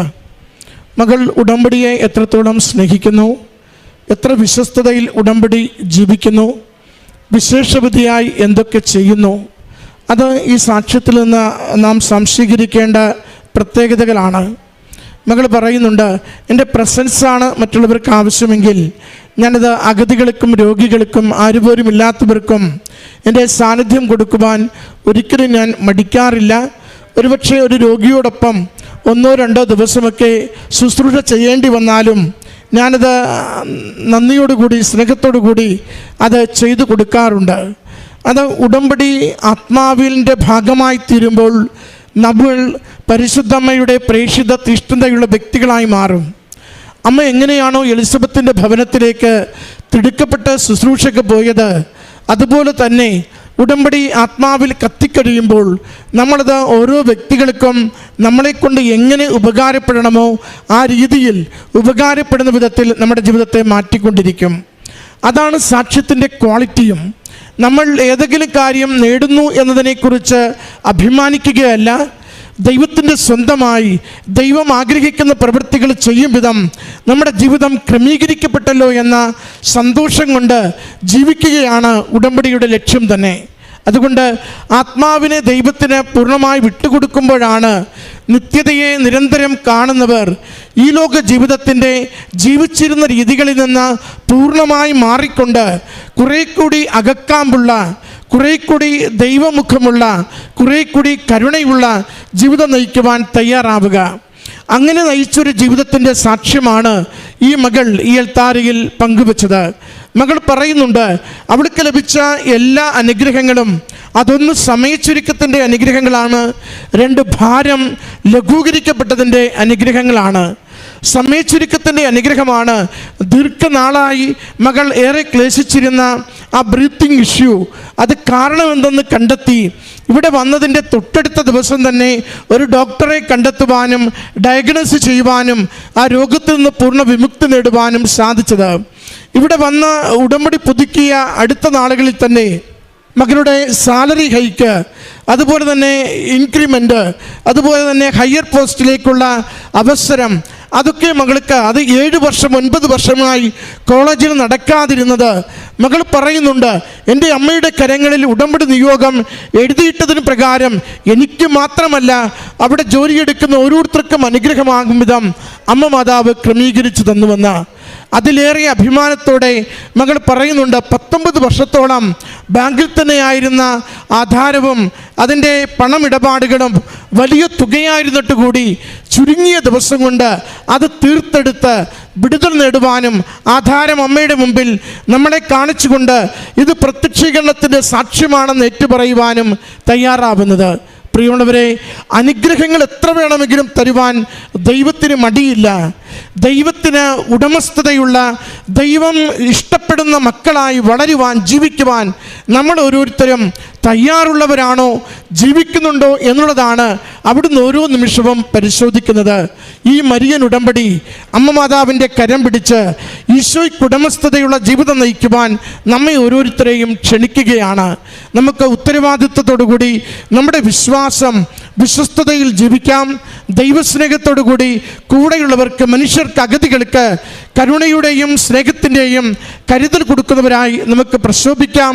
അതോടൊപ്പം ദൈവത്തെ പകർന്നു കൊടുക്കുന്ന വിശ്വാസ കൈമാറ്റത്തിൻ്റെ ഉടമ്പടി പ്രക്രിയകൾ, അത് കൃപാസനം പത്രം കൈമാറുന്നതാവട്ടെ, സാക്ഷ്യങ്ങൾ ഷെയർ ചെയ്യുന്നതാവട്ടെ, ധ്യാനം ഷെയർ ചെയ്യുന്നതാവട്ടെ, മറ്റുള്ളവരോട് അമ്മ മാതാവിനെക്കുറിച്ച് പറഞ്ഞു കൊടുത്ത് അവരുടെ ജീവിത ഭാരങ്ങളിൽ നമ്മൾ ആശ്വാസം പകർന്ന് അവരെ നല്ല ജീവിതത്തിലേക്ക് നയിക്കുന്നതാവട്ടെ, അതിൽ പങ്കുചേർന്നുകൊണ്ട് ദൈവനാമത്തെ മഹത്വപ്പെടുത്താം. ജീവിതത്തെ ദൈവത്തിന് എന്നേക്കുമായി ഉടമപ്പെടുത്താം. ഈ മകൾക്ക് ലഭിച്ച ഈ അനുഗ്രഹങ്ങൾക്ക് അമ്മ മാതാവിനും തിരുക്കുമാരനും നന്ദി പറഞ്ഞുകൊണ്ട് കരങ്ങളടിച്ച് ഈ സാക്ഷ്യം നമുക്ക് സമർപ്പിക്കാം. അമ്മ പ്രത്യക്ഷപ്പെട്ട ഈ അൾത്താരയിൽ അമ്മയുടെ പ്രത്യക്ഷീകരണത്തിൻ്റെ സാക്ഷിയാക്കി മാറ്റിയ എന്നെയും എൻ്റെ അച്ഛനും അമ്മയ്ക്കും ഉയർത്തിയ ഈശോയ്ക്കും മാതാവിന് ഞാൻ നന്ദി പറയുന്നു. ഞാൻ ആദ്യമായി ഇവിടെ ഉടമ്പടി എടുക്കാം. എൻ്റെ പേര് ഡിൽസ മാത്യു. ഞാൻ വരുന്നത് കോട്ടയം കൊറടങ്ങാട് ഇടവകയിൽ നിന്നാണ്. ഞാൻ ആദ്യമായി ഉടമ്പടി എടുക്കുന്നത് 2024 ഫെബ്രുവരിയിലാണ് ഞാൻ എടുക്കുന്നത്. ഞാൻ കൃപാസനത്തെപ്പറ്റി അറിയുന്നത് എൻ്റെ അമ്മയുടെ ചേച്ചി വഴിയാണ്. എനിക്ക് കൃപാസനത്തിനെ പറ്റി ഷോർട്സൊക്കെ കാണുമായിരുന്നു യൂട്യൂബിലൊക്കെ. അപ്പം എനിക്ക് ഭയങ്കര മാതാവിനെ പറ്റി അറിയാൻ ഭയങ്കര ആഗ്രഹമായിരുന്നു. ഈ കൃപാസനത്തെ പറ്റി എനിക്ക് അറിയത്തില്ല, ആരും പറഞ്ഞറിഞ്ഞുള്ള വിശ്വാസമല്ലായിരുന്നു എനിക്ക് മാതാവിനോടുണ്ടായിരുന്നത്. എനിക്ക് ഏറ്റവും കൂടുതൽ വിശ്വാസമുള്ള ഒരാളാണ് മാതാവ് എന്ന് പറയുന്നത്. അപ്പം ഞാൻ ഒരു തവണ ഞാൻ അമ്മയുടെ ചേച്ചിയോട് ഞാൻ പറഞ്ഞു, എനിക്ക് കൃപാസനത്തെ പറ്റി അറിയണം, ഒന്ന് പറഞ്ഞു തരാമോ, എനിക്ക് വരണം എന്നൊക്കെ ഭയങ്കര ആഗ്രഹമാണെന്ന് പറഞ്ഞു. ഞാൻ ഇങ്ങനെ യൂട്യൂബിലൊക്കെ കാണുന്നുണ്ടെന്നൊക്കെ പറഞ്ഞു. അപ്പം അമ്മയുടെ ചേച്ചി പറഞ്ഞു തന്നു, മാതാവാണ്, ഭയങ്കര അത്ഭുതങ്ങളൊക്കെ പ്രവർത്തിക്കുന്നത്. അപ്പം ഞാൻ പറഞ്ഞു എനിക്ക് വരണം എന്നൊക്കെ. അങ്ങനെ മാതാവിൻ്റെ അടുത്ത് ഞാൻ വന്ന് പ്രാർത്ഥിച്ചു. അപ്പം ഞാൻ +2 ഫൈനൽ എക്സാം ആയിരിക്കുന്ന ടൈമായിരുന്നു ആ സമയം. അപ്പം ഞാൻ മാതാവിൻ്റെ അടുത്തൊന്ന് പ്രാർത്ഥിച്ചു, മാതാവേ എൻ്റെ +2 ഫൈനൽ എക്സാം എടുക്കാറായി, എനിക്ക് മാതാവിൻ്റെ അടുത്ത് വന്ന് ഉടമ്പടി എടുക്കണമെന്ന് ആഗ്രഹമുണ്ട്, എനിക്ക് അതിനുള്ള അനുഗ്രഹം കൃപയും തരണേന്ന് ഞാൻ അമ്മയോട് പ്രാർത്ഥിച്ചു. അങ്ങനെ എനിക്ക് ഏറ്റവും പാടായിട്ടുള്ള വിഷയമാണ്, ഞാൻ 10ാം ക്ലാസ് കഴിഞ്ഞ് സയൻസാണ് എടുത്തിരുന്നത്. അപ്പം എനിക്ക് ഏറ്റവും പാടുള്ള വിഷയമാണ് കെമിസ്ട്രി എന്ന് പറയുന്നത്. ഞാൻ മാതാവിൻ്റെ അടുത്ത് അന്ന് വന്നപ്പോൾ ഞാൻ മാതാവിനോട് പറഞ്ഞത്, മാതാവേ എനിക്ക് കെമിസ്ട്രി ഭയങ്കര പാടാണ്, എനിക്ക് തോറ്റു പോകുന്നൊരു പേടിയുണ്ട്, മാതാവ് എന്നെ ജയിപ്പിക്കണമെന്ന് ഞാൻ പ്രാർത്ഥിച്ചു. ഞാൻ അന്ന് വന്ന് ഞാൻ അമ്മയോട് പറഞ്ഞു, അമ്മ നമുക്ക് ഉടമ്പടി എടുത്താലോ, എനിക്ക് ഇങ്ങനെ പ്രാർത്ഥനയുടെ ജീവിത വഴി എനിക്ക് മുന്നോട്ട് പോകാനാണ് താല്പര്യം, അല്ലെങ്കിൽ എനിക്ക് എന്നാ അറിയാം ഒറ്റപ്പെട്ട രീതിയിൽ പോകുന്ന പോലെ എനിക്ക് തോന്നുന്നു എന്നൊക്കെ ഞാൻ അമ്മയോട് ഇങ്ങനെ പറഞ്ഞു.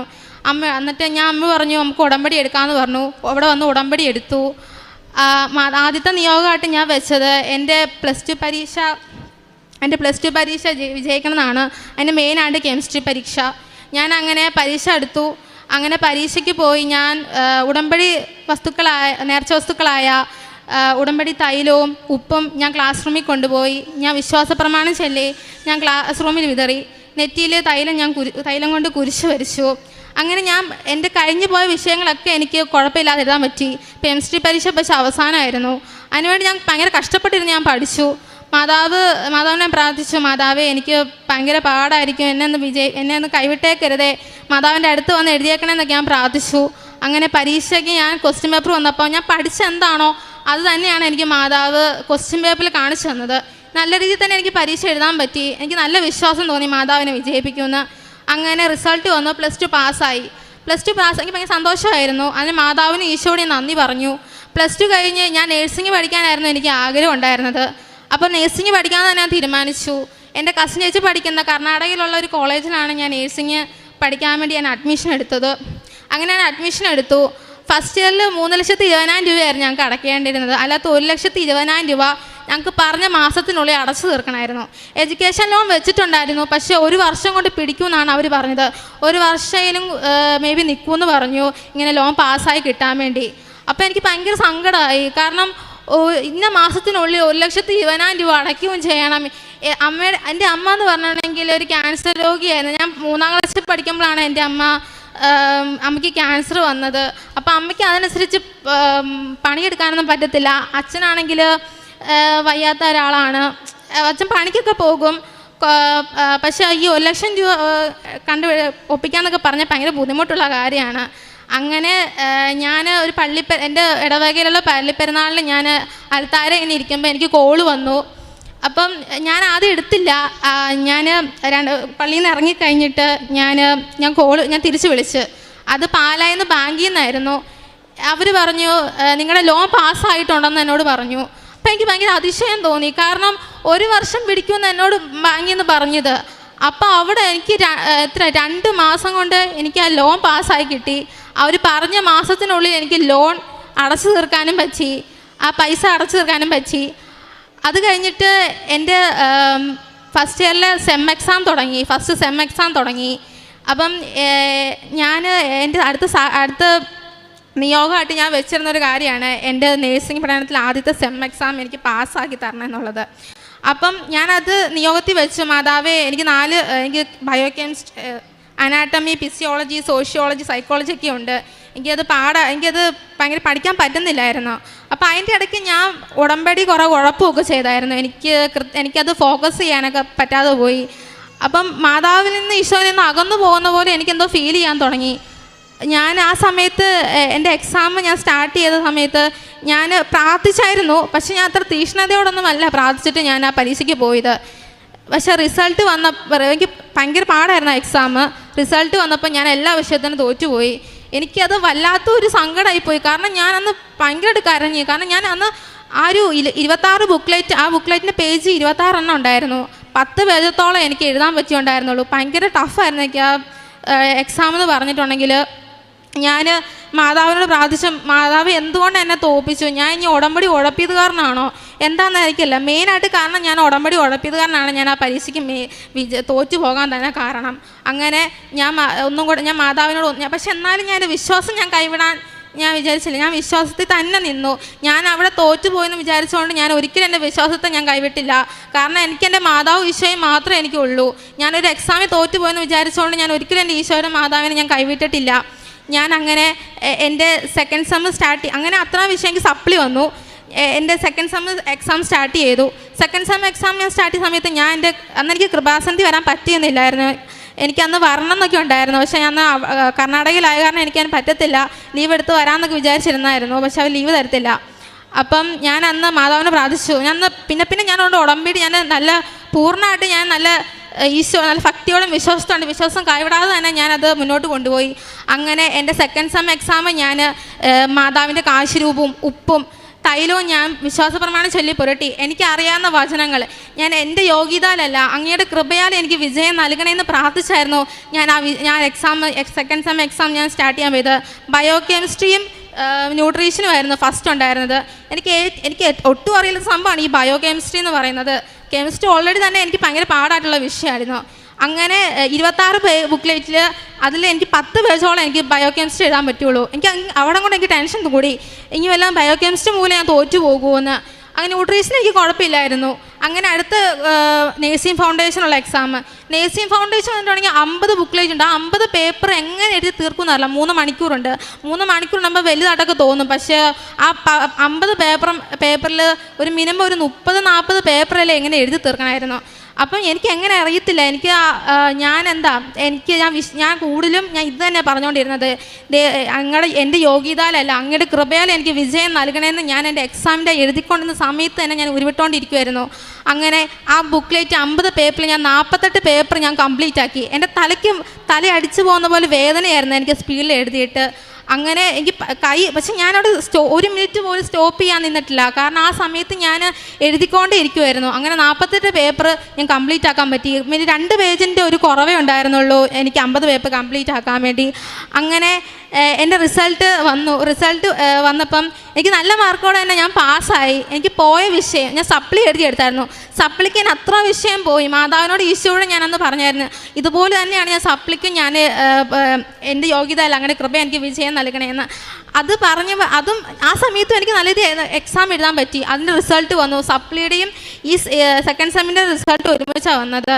അങ്ങനെ സപ്ലിക്ക് എനിക്ക് ഫസ്റ്റ് ക്ലാസ്, അത് ഫുൾ മാർക്ക് ഫസ്റ്റ് ക്ലാസ്സോടെ തന്നെ ഞാനും അതിനും പാസ്സായി. അതിന് ഈശോയ്ക്ക് മാതാവിന് ഞാൻ നന്ദി പറയുന്നു. പിന്നെ അവിടെ എൻ്റെ സത്യം പറഞ്ഞാൽ ആ എക്സാമിൻ്റെ സമയത്ത് എൻ്റെ മാതാവ് എൻ്റെ അടുത്തിരിക്കുന്ന പോലെ എനിക്ക് ഫീൽ ചെയ്തു. കാരണം എനിക്ക് ആരോ പറഞ്ഞു തരുന്ന പോലെ. അത് പറഞ്ഞ ആർക്കും മനസ്സിലാകത്തില്ല. കാരണം അത് അനുഭവിച്ചാലേ അത് മനസ്സിലാകത്തുള്ളൂ. മാതാവിൻ്റെ ഈശോയുടെ ഒരു സാന്നിധ്യം, മാതാവിൻ്റെ ഈശോയ്ക്കുള്ള സാന്നിധ്യം എന്നിലൂടെ വന്നിട്ടുള്ളതെന്ന് എനിക്ക് പൂർണ്ണമായിട്ട് എനിക്ക് വിശ്വാസമുള്ളൊരു കാര്യമാണ്. പിന്നെ അടുത്തതായിട്ട് ഞാൻ വെച്ചത് ഞങ്ങൾക്കൊരു ഭവനം 10 വർഷത്തോളമായി പഞ്ചായത്തിൽ എൻ്റെ അപ്പനും അമ്മയും എൻ്റെ വല്യമ്മച്ചയൊക്കെ കയറി ഇറങ്ങി നടക്കുന്നു. ഒരു ഭവനമില്ല. കാരണം ഞങ്ങൾ തറവാട്ടിലായിരുന്നു താമസിച്ചുകൊണ്ടിരുന്നത്. അപ്പം ഞങ്ങളുടെ നിന്ന് ലോൺ എടുത്ത് വെക്കാനൊന്നും പറ്റുന്ന കാര്യമൊന്നുമില്ല. ആധാരം പണയം വെക്കാനൊന്നും പറ്റത്തൊന്നുമില്ല. അപ്പം അങ്ങനെ സർക്കാരിൽ നിന്ന് കുറേ തവണ ഞങ്ങൾ അപേക്ഷ വെക്കുകയും തള്ളി കളയുകയും ചെയ്തിട്ടുള്ളൂ. എന്തുകൊണ്ടായിരുന്നു അറിയത്തില്ലായിരുന്നു. അങ്ങനെ ഞാൻ മാതാവിനോട് എപ്പോഴും കരഞ്ഞ് പ്രാർത്ഥിക്കുമായിരുന്നു, മാതാവ് എന്തുകൊണ്ട് എത്രയോ പേർക്ക് വീട് കൊടുക്കുന്നു, സാക്ഷ്യത്തിൽ എത്രയോ പേർക്ക് ഇങ്ങനെ പറയുന്നു വീട് ലഭിക്കുന്നുണ്ട്, അവർക്ക് വീട് മാതാവ് വെച്ച് കൊടുത്തു തന്നൊക്കെ. അപ്പോൾ എനിക്കും വീട് തന്ന എന്നാതെന്നൊക്കെ ഞാൻ എപ്പോഴും മാതാവിനോട് കരഞ്ഞ് പ്രാർത്ഥിക്കാറുണ്ട്. ഞാൻ ഉടമ്പടി എടുത്ത് എന്നാണോ ഞാൻ ആ നിയോഗത്തിൽ വെച്ചത്, ഞാൻ അന്ന് കർണാടകയിലായിരുന്നു. ഞാൻ എൻ്റെ അമ്മ എന്നെ ഫോൺ വിളിച്ച് പറഞ്ഞു, അമ്മേ മോളെ നമുക്ക് വീടിന് അപേക്ഷ അവർ സ്വീകരിച്ചു. അപ്പം എനിക്ക് ഭയങ്കര സങ്കടമായി. പക്ഷേ എനിക്ക് അറിയാൻ പാടില്ല, ഞാൻ അന്ന് ഈശോയോടും മാതാവിനും മുട്ടുകുത്തിയാണ് ഞാൻ നന്ദി പറഞ്ഞത്. 6 മാസത്തിനുള്ളിൽ ഞങ്ങളുടെ വീട് പണിയും പൂർത്തിയാക്കാൻ പറ്റി. അതുപോലെ കീർത്താമസം നല്ല പാലുകാച്ച നല്ല രീതിയിൽ തന്നെ ഭംഗിയാക്കി മാതാവ് ഈശോയെ നന്ന് അനുഗ്രഹിച്ചു. പിന്നെ ഇത്ര അനുഗ്രഹങ്ങളാണ് മാതാവ് ഈശോ എനിക്ക് തന്ന് അനുഗ്രഹിച്ചത്. പിന്നെ ഞാൻ കാരുണ്യപ്രവൃത്തിയായിട്ട് ഞാൻ ചെയ്തതെന്ന് വെച്ചിട്ടുണ്ടെങ്കിൽ, ഞാനാണ് ഈ പത്രങ്ങളൊക്കെ ഇവിടുന്ന് കൃപാസനത്തിൽ നിന്ന് കിട്ടുന്ന പത്രങ്ങളൊക്കെ ഞാൻ കൊണ്ടുപോയി ഇവിടുന്ന് വൈക്കത്തെത്തിയാൽ തന്നെ ഞാൻ വഴിയരികെ ഇരിക്കുന്ന എല്ലാവർക്കും തന്നെ ഞാൻ കൊണ്ട് കൊടുക്കും. ഞാൻ പ്രാർത്ഥിച്ചാൽ കൊടുക്കത്തുള്ളൂ, ഒരിക്കലും ചുമ്മാ ഞാൻ പത്രം കൊടുക്കത്തില്ല. ഞാൻ ഈശോയിനെ മാതാവിനെ പറ്റി ഞാൻ പറഞ്ഞാണ് കൊടുക്കത്തുള്ളൂ. അവർ കുറേ പേര് നിരസിച്ചിട്ടുണ്ട് എൻ്റെ പത്രം കൊടുത്തപ്പം. എനിക്കത് ഭയങ്കര സങ്കടമായി. കാരണം ഞാനൊന്ന് കരഞ്ഞ് ഒന്ന് പത്രം നിരസിച്ച കാരണം ഞാൻ ഇങ്ങനെ കാരണം അവരെ നിരസിച്ചാലും അവരോട് പൊറുക്കണേ മാതാ ഈശോയെന്ന് പറഞ്ഞ് ഞാൻ പ്രാർത്ഥിച്ചു കൊടുക്കും, വിശ്വാസ പ്രമാണം ചൊല്ലി കൊടുക്കും. അവർക്ക് ഈശോയിലേക്ക് അറിയാൻ വേണ്ടി ഞാൻ എനിക്ക് ഈശോയെ പറ്റി മാതാവിനെ പറ്റി എന്തൊക്കെ എനിക്ക് അറിയാമെന്നോ അതൊക്കെ ഞാൻ അവരോട് പറഞ്ഞു. അവരുടെ ഉള്ളിലേക്കൊരു വിശ്വാസം എനിക്ക് എത്തിക്കണം, അങ്ങനെ ഒരു ചിന്ത എനിക്ക് ഉണ്ടായിരുന്നുള്ളൂ. അതുപോലെ തന്നെ എൻ്റെ കോളേജിലെ എല്ലാ മാംസിനും കന്നഡക്കാരാണ്. അവരോട് വരെ ഞാനത് അവർക്ക് തമിഴ് അറിയാം, മലയാളം അറിയാം, കുഴപ്പമില്ല, മലയാളം കുറച്ചറിയാം. കൂടുതലും അവർ കന്നഡക്കാരായ കാരണം അവർക്ക് തമിഴ് കുറച്ച് പിടുത്തമുള്ളൂ, എന്നാലും തമിഴും കന്നഡ അവർക്ക് അറിയത്തുള്ളൂ. അപ്പം ഞാൻ തമിഴിലാണ് ഞാൻ പറഞ്ഞു കൊടുത്തത് കൃപാസനത്തെ പറ്റി. അവർ മുസ്ലിംസ് അല്ലായിരുന്നു തന്നെ. അപ്പം അവർ മാതാവിനെ പറ്റി ഞാൻ മാതാവിൻ്റെ പത്രം ഇല്ലായിരുന്നു എൻ്റെ കയ്യിൽ. അപ്പം തമിഴിലുണ്ടായിരുന്നെങ്കിൽ ഞാൻ ആ പത്രം അവർക്ക് കൈമാറിയേനെ. പക്ഷെ ഞാനത് എക്സ്പ്ലെയിൻ ചെയ്ത് കൊടുത്തു മാതാവിനെ പറ്റി, മാതാവിന് തന്ന അനുഗ്രഹം, എനിക്ക് കിട്ടിയ എൻ്റെ ജീവിതാനുഭവങ്ങളൊക്കെ ഞാൻ അവരോട് എന്നെ പഠിപ്പിക്കുന്ന മാംസിനോട് ഞാൻ തമിഴിലാണ് പറഞ്ഞു കൊടുത്തത്. അപ്പോൾ അവർക്കത് ഭയങ്കര എൻ്റെ മാതാവിനെ പറ്റി ഞാൻ ഫോട്ടോ കാണിച്ചു കൊടുത്തു. അവർക്ക് ഭയങ്കര എന്നാന്ന് അറിയത്തില്ല, അവർക്ക് മാതാവിനെ പറ്റി എന്നോട് ഞാൻ ക്ലാസ്സിൽ എപ്പോൾ വന്നാലും എന്നോട് ഡീൽസ് നീ മാതാവിനെ പറ്റി ഒന്ന് പറഞ്ഞു തരാമോ. അവർക്ക് എനിക്ക് ഭയങ്കര സന്തോഷമായി. കാരണം അവരെന്ന് പറഞ്ഞാൽ അവർ മുസ്ലിംസാണ്, അപ്പം ഹിന്ദുക്കളും ഉണ്ട്, അപ്പോൾ ഒരു അന്യ ഭാഷക്കാർ. അപ്പോൾ അവരിങ്ങനെ ചോദിക്കുമ്പം എനിക്ക് ഭയങ്കര സന്തോഷമായിരുന്നു. എനിക്ക് ഭയങ്കര സന്തോഷത്തോടെ ഞാൻ അവരെ മാതാവിനെ പറ്റി പറഞ്ഞു കൊടുത്തത്. പിന്നെ അങ്ങനെ ഞാൻ പ്രേക്ഷിത പ്രവർത്തനമൊക്കെ ചെയ്തു. പിന്നെ ഞങ്ങളുടെ കോട്ടയംപള്ളി ഞാൻ പോകുമ്പം അവിടെ വഴിയരികെ ഇരിക്കുന്ന അപ്പനും അപ്പച്ചന്മാരൊക്കെ ഉണ്ട്. അവർക്ക് എൻ്റെ വീട്ടിൽ ഞാൻ എപ്പോൾ ലീവിന് നാട്ടിൽ വന്നാലും ഞാൻ എപ്പോൾ ഒരു 8 പൊതിയായാലും ഞാൻ പൊതിച്ചോറ് ഞാൻ അവർക്ക് കൊണ്ട് കൊടുക്കും. കാരണം എനിക്ക് എപ്പോൾ ലീവിന് വന്നാലും എനിക്കത് കൊടുത്തേ മതിയാവുള്ളൂ. അത് ഞാൻ ചൊവ്വാഴ്ച ദിവസങ്ങളിൽ മാത്രം ഞാൻ അവിടെ പോയി കൊടുക്കാറുള്ളൂ. എൻ്റെ കയ്യിൽ 10 രൂപ ഉണ്ടെങ്കിൽ പോലും ഞാൻ കൊടുക്കാതിരിക്കില്ല. അവർക്ക് ഭയങ്കര സന്തോഷം. കാരണം എന്നെ പ്രതീക്ഷ അവരിയ്ക്കും. കാരണം എന്നോട് പറയും, ഇനി വരുമ്പോൾ നീ പൊതിച്ചോറിഞ്ഞ് കൂടുതൽ കൊണ്ടുവരണമൊക്കെ പറഞ്ഞ് വരും. അപ്പം എനിക്ക് ഭയങ്കര സന്തോഷമാണ്.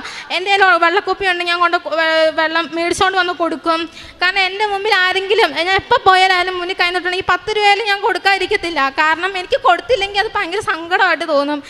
പിന്നെ എൻ്റെ സ്വപ്നത്തിൽ എപ്പോഴും മാതാവ് വരുമായിരുന്നു. കൃപാസന മാതാവ് എന്നോട് പറഞ്ഞു, ഒരിക്കലും നീ പ്രാർത്ഥന കൈവിടരുത്. എൻ്റെ സ്വപ്നം എപ്പോഴും ഞാൻ വിചാരിക്കും, എല്ലാവരും സാക്ഷ്യം പറയുമ്പം സ്വപ്നത്തിൽ മാതാവ് വന്നിട്ടുണ്ടെന്നൊക്കെ എന്നെ പറയുമ്പം എൻ്റെ സ്വപ്നത്തിൽ ഒരു തവണയെങ്കിലും മാതാവ് വരണേന്ന് ഞാൻ എപ്പോഴും പ്രാർത്ഥിക്കുമായിരുന്നു.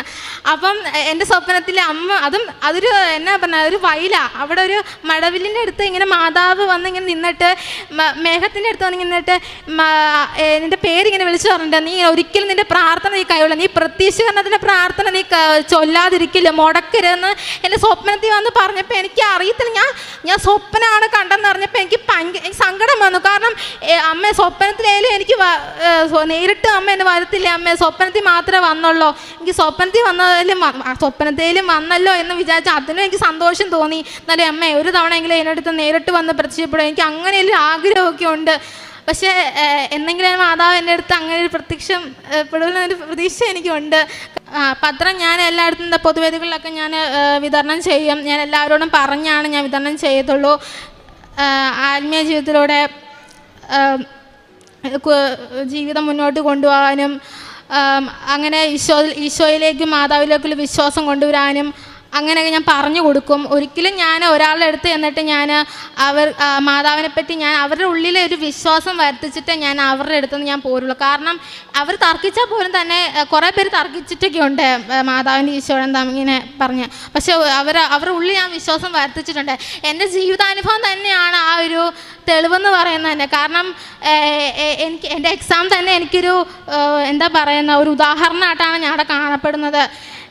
പിന്നെ പിന്നെ മാതാവ് ഈശോയും ഒരിക്കലും എനിക്ക് എപ്പോഴും എൻ്റെ അമ്മേനെ അപ്പനെ സഹായിച്ചിട്ടുണ്ട്. ഞാൻ പറഞ്ഞല്ലോ, എൻ്റെ അമ്മ ഒരു ക്യാൻസർ രോഗിയായിരുന്നു. എൻ്റെ അമ്മയ്ക്ക് മരുന്ന് നിർത്താനായിട്ടില്ല. പക്ഷേ എൻ്റെ അമ്മേനും അപ്പനും അമ്മയ്ക്ക് നല്ല അവർക്ക് എന്നാന്നറിയാം, ഒരു ശരീരത്തിലൊരു വേദന വരുമ്പോൾ ആ ഉടമ്പടി തൈലം ഉപ്പും ഞാൻ പ്രാർത്ഥിച്ച് ഇവർ ഉള്ളിൽ കൊടുക്കുമ്പോൾ അവർക്ക് നല്ലൊരു അവർക്കൊരു ഉറക്കം ലഭിക്കും. എൻ്റെ അമ്മയ്ക്ക് പല രാത്രികളിൽ ഞാൻ എപ്പോൾ വന്നാലും എൻ്റെ അമ്മയ്ക്ക് ഉറക്കം ലഭിക്കാറില്ല. കാരണം ഉടമ്പടി വസ്തുക്കൾ എൻ്റെ കയ്യിലാണ് ഇരിക്കുന്നത്. അപ്പം ഞാൻ വന്നാലേ എൻ്റെ അമ്മയ്ക്ക് കൊടുക്കാൻ പറ്റത്തുള്ളൂ. അപ്പം ഞാൻ എൻ്റെ ഉടമ്പടി വസ്തുവായ ഉപ്പും ഇഷ്ട തൈലോ ഞാൻ അമ്മയുടെ നെറ്റി കുരിശ് വരച്ച്, ഞാൻ നാക്കിലും കുരിശ് വരച്ച് ഞാൻ കൊടുക്കും. അങ്ങനെ എൻ്റെ അമ്മയ്ക്ക് സൗഖ്യം ലഭിച്ചിട്ടുണ്ട്. പിന്നെ ഞാൻ എപ്പോൾ വന്നാലും ഞാൻ കുമ്പസാരിക്കാതെ പോകത്തില്ല. എനിക്ക് അവിടെ പള്ളി ഉണ്ടെങ്കിലും എനിക്കവിടെ പോകാൻ പറ്റത്തില്ല. ഇവിടെ വന്നാലേ എനിക്ക് വിശുദ്ധ കുർബാന പോകാൻ പറ്റുള്ളൂ. ഞാൻ മിക്ക മാസം ഈ പ്രാവശ്യം എനിക്ക് ഒരു മാസം ലീവ് കിട്ടിയാൽ ഞാൻ ഒന്ന് കുമ്പസാരിച്ച് ഞാൻ എൻ്റെ വീടിനടുത്തൊരു സെമിനാരി ഉണ്ട്. അവിടെ ഞാൻ 6:45 കുർബാന, ഞാൻ 6:30 പോയിട്ട് ഞാൻ എല്ലാ ദിവസവും കുർബാനയ്ക്ക് പങ്കുകൊള്ളും. കുർബാന എന്ന് പറഞ്ഞിട്ടുണ്ടെങ്കിൽ ഒരു എന്താ പറയണത്, നമുക്ക് അവിടെ നമ്മുടെ ഉള്ളിലോട്ട് വരുക. അവിടെ നമ്മുടെ അൾത്താരയിൽ ഈശോ വന്ന മാതിരിയുള്ള ഒരു ഫീലിംഗ് കുർബാന ചുമ്മാ ഞാൻ പണ്ടൊക്കെയാണെങ്കിൽ കുർബാനയെ എടുത്ത് ചുമ്മാ നിൽക്കുമായിരുന്നു. പക്ഷെ ഉടമ്പടി എടുത്ത് കഴിഞ്ഞിട്ട് എനിക്ക് എൻ്റെ കുർബാനയുടെ വാല്യൂ എന്താണെന്ന് എനിക്ക് മനസ്സിലായത്. കുർബാന അങ്ങനെ നിസ്സാരമായി തള്ളിക്കളയുന്ന ഒരു കാര്യമല്ലെന്ന് പിന്നീടാണ് എനിക്ക് മനസ്സിലായത്. കുർബാന നിസ്സാരമായിട്ട് ആരും തള്ളിക്കളയരുത്. കാരണം അവിടെ ഈശോ വന്ന് സ്വർഗം തുറക്കപ്പെടുവാണ്. അവിടെ കുർബാനയിടയിൽ ഈശോ അച്ഛന്മാർ നമ്മുടെ ചക്രാരി അവിടെ സ്വർഗം തുറക്കപ്പെടുവാണ്. കാരണം എനിക്കത് ഫീൽ ചെയ്തിട്ടുണ്ട്. പരിശുദ്ധാത്മാവിൻ്റെ ഒരു പ്രസൻസ് എൻ്റെ ഉള്ളിലുള്ളത് എനിക്ക് തന്നെ സ്വന്തമായിട്ട് ബോധപ്പെട്ടിട്ടുണ്ട്. അപ്പം ഞാൻ വരുമ്പോൾ കുമ്പസാരിക്കും. പിന്നെ കുടുംബ പ്രാർത്ഥന ഞാൻ മുടക്കിയിട്ടില്ല. ഇവിടെ വന്ന് ഞാൻ ജപമാല ചൊല്ലും കേട്ടോ. ജപമാല ഒരിക്കലും ഞാൻ കൈവിടത്തില്ല. ജപമാല എപ്പോഴും എൻ്റെ ഉള്ളിൽ ഞാൻ എപ്പോഴും വെക്കും. ഞാൻ ക്ലാസ് റൂമിൽ പോയാലും ഞാൻ എവിടെ പോയാലും ഞാൻ ജപമാല കൈപ്പിടിച്ച് നടക്കത്തുള്ളൂ. മാതാവിനോട് ഞാൻ എപ്പോഴും പ്രാർത്ഥിച്ചാണ് നടക്കുകയുള്ളൂ. ഒരിക്കലും നിങ്ങളാരും പ്രാർത്ഥന മുടക്കരുത്, കുടുംബ പ്രാർത്ഥന മുടക്കരുത്. കാരണം കുടുംബ പ്രാർത്ഥനയാണ് നമ്മുടെ ജീവിതത്തിൻ്റെ അടിത്തറ. നമ്മുടെ കുടുംബത്തിൻ്റെ അടിത്തറ എന്ന് പറഞ്ഞാൽ കുടുംബ പ്രാർത്ഥനയാണ്. കാരണം നമ്മൾ ഈ ഭൂമി ജീവിക്കുമ്പോൾ നമ്മൾ ദൈവത്തിന് വേണ്ടി ജീവിക്കുക. ഒരിക്കലും നമ്മൾ വേറെ കാര്യത്തിനൊന്നും പോകില്ല. നമ്മൾ ഒരു അരമണിക്കൂറോ ഒരു 5 മിനിറ്റോ ഉണ്ടെങ്കിൽ നമ്മൾ ദൈവത്തിന് വേണ്ടി സമയം മാറ്റി വെക്കുക. എനിക്ക് പിന്നീടാണ് മനസ്സിലായത്. കാരണം ഞാൻ അതിലേക്ക് എൻ്റെ വിശ്വാസം വർദ്ധിച്ചു വന്നപ്പോഴാണ് എനിക്ക് ഈ ജപമാലയെ പറ്റിയും ഈശോയുടെ മാതാവിൻ്റെ ശക്തിയെപ്പറ്റി എനിക്ക് അറിയുന്നത്. ഞാൻ പ്രാർത്ഥിക്കുമെങ്കിലും എനിക്ക് അത്ര വിശ്വാസമുണ്ട്, പക്ഷെ എന്നാലും എനിക്ക് അത്ര ഇതില്ലായിരുന്നു.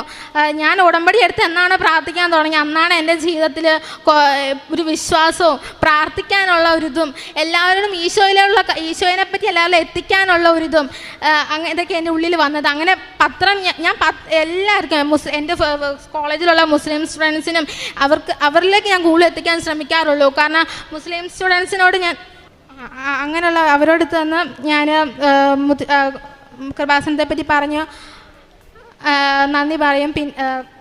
ഇത്ര അനുഗ്രഹങ്ങൾ തന്ന ഈശോയ്ക്കും മാതാവിന് ഞാൻ നന്ദി പറയുന്നു.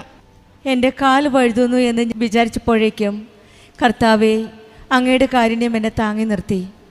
സങ്കീർത്തനം 94:18 വചനമാണ്. ദൈവത്തിൻ്റെ അചഞ്ചലമായ സ്നേഹവും കരുണയും കൃപയും നമ്മെ വീഴാൻ അനുവദിക്കാത്ത താങ്ങി നിർത്തുന്ന ഒരു സ്നേഹമാണ്. നമ്മുടെ ശക്തി കൊണ്ടല്ല, ദൈവത്തിൻ്റെ കൃപയും ദൈവത്തിൻ്റെ കാരുണ്യം കൊണ്ടാണ് നമ്മളിപ്പോൾ നിലനിൽക്കുന്നത്. മരിയൻ ഉടമ്പടിയിൽ ദൈവത്തോടുള്ള ഒരു ആത്മീയ ബന്ധമാണ്. ആ ബന്ധമാണ് നമ്മെ ഓരോ പ്രതിസന്ധിയിലും നമ്മുടെ ജീവിതത്തിൽ നമ്മെ താങ്ങി നിർത്തുന്നത്. അങ്ങയുടെ കാരുണ്യം എന്നെ താങ്ങി എന്നത് ഉടമ്പടി മക്കളുടെ ജീവിതാനുഭവമാണ്. ഓരോ മക്കളുടെ ജീവിതത്തിലും നമ്മുടെ ദുർബല നിമിഷങ്ങളിൽ ഒരുപക്ഷെ നമ്മളെ ഉടമ്പടിയിലെ വീഴ്ചകൾ വന്നിരിക്കാം, തെറ്റുകൾ വന്നിരിക്കാം. എങ്കിലും കൃപാസന അമ്മയുടെ സന്നിധിയിലെത്തുമ്പോൾ അമ്മ നമ്മളെ കുറ്റപ്പെടുത്താതെ പരിശുദ്ധ അമ്മ നമ്മുടെ കൃപയുടെ കാരുണ്യത്തിൻ്റെ ഉറവിടത്തിലേക്കാണ് നമ്മെ കരം പിടിച്ച് മുന്നോട്ട് നയിക്കുന്നത്. ജീവിതത്തിൽ വീഴ്ചയുണ്ടായാലും ഉടമ്പടിയിലൂടെ ദൈവകാരുണ്യം, ദൈവകൃപ വീണ്ടും നമ്മെ ഉയർത്തുകയാണ്. ഓരോ സാക്ഷ്യങ്ങളിൽ നിന്ന് മനസ്സിലാക്കാൻ സാധിക്കുന്നത് ഉടമ്പടിയിലുള്ള ആ തീഷ്ണത, വീഴ്ചയിൽ വന്നപ്പോൾ ഉണ്ടായിരുന്ന ആ തീഷ്ണതയിൽ ഉള്ള വീഴ്ച, എങ്കിലും പരിശുദ്ധ അമ്മ നമ്മുടെ കൂടെ നിന്ന് നമ്മെ കൈപിടിച്ച് കരകയറ്റുന്ന, മുന്നോട്ട് നയിക്കുന്ന ഓരോ സാക്ഷ്യങ്ങളാണ് നാം കേൾക്കുന്നത്. ഓരോ ദിവസവും ഉടമ്പടി പ്രാർത്ഥനയിലൂടെയും വിശ്വാസ ജീവിതത്തിലൂടെയും വഴുതിപ്പോകുന്ന സ്ഥിരതപ്പെടുത്തുകയാണ് നമ്മുടെ ഉടമ്പടി ജീവിതത്തിൽ. പ്രശ്നങ്ങളും പ്രതിസന്ധികളും പ്രലോഭനങ്ങളും നിരാശകളും പലപ്പോഴും നമ്മെ തളർത്തുന്നു. ഇവയൊക്കെ നമ്മളെ വീഴ്ചയിലേക്ക് നയിക്കാം. പക്ഷെങ്കിൽ ഉടമ്പടിയിൽ പരിശുദ്ധ അമ്മയാണ് നമ്മെ താങ്ങി നിർത്തുന്നത്. ദിൽഷയുടെ ജീവിതത്തിൽ അതുപോലെ തന്നെയാണ്. വളരെ തീഷ്ണതയോടുകൂടിയാണ് ഉടമ്പടി ജീവിതം സ്റ്റാർട്ട് ചെയ്തത്. +2 എക്സാമിന് പരീക്ഷയിൽ വളരെ ഡിഫിക്കൽട്ടായിരുന്ന ഒരു കെമിസ്ട്രി എക്സാമിന് വേണ്ടിയിട്ട് വളരെ തീഷ്ണമായിട്ട് ഉടമ്പടി ജീവിതം നയിച്ചു. ആത്മാർത്ഥമായിട്ട് വിശ്വസ്തയോടെയാണ് നയിച്ചത്. അങ്ങനെയാണ് +2 എക്സാമിന് നല്ല മാർക്കോടുകൂടി പാസ്സാകാൻ സാധിക്കുകയും പിന്നീട് നഴ്സിങ്ങിന് പോയപ്പോൾ കുറച്ച് ഡിഫറൻ്റായി വ്യക്തിയെ തന്നെ ഒരു മാറ്റമായി. എഡ്യൂക്കേഷൻ ലോണിന് വേണ്ടി അപ്ലൈ ചെയ്തപ്പോൾ അത് കിട്ടിയില്ല. 1 വർഷം കഴിഞ്ഞേ ആവുകയുള്ളൂ എന്ന് പറഞ്ഞു. പക്ഷേ പെട്ടെന്നാണ് ഈ മകൾ തീർത്ഥാടന ഉടമ്പടിയിൽ നിയോഗമായി സമർപ്പിച്ചതിൻ്റെ ഫലമായിട്ട് 1 വർഷം സമയ ചുരുക്കത്തിൻ്റെ അമ്മ അതിലിടപെടുകയും 2 മാസത്തിനകം എഡ്യൂക്കേഷൻ ലോൺ കിട്ടുകയും ആ സമയത്തിന് തന്നെ നഴ്സിങ്ങിനുള്ള പഠനത്തിനുള്ള ആ ഫീസെല്ലാം അടയ്ക്കുവാൻ സാധിക്കുകയും ചെയ്തു.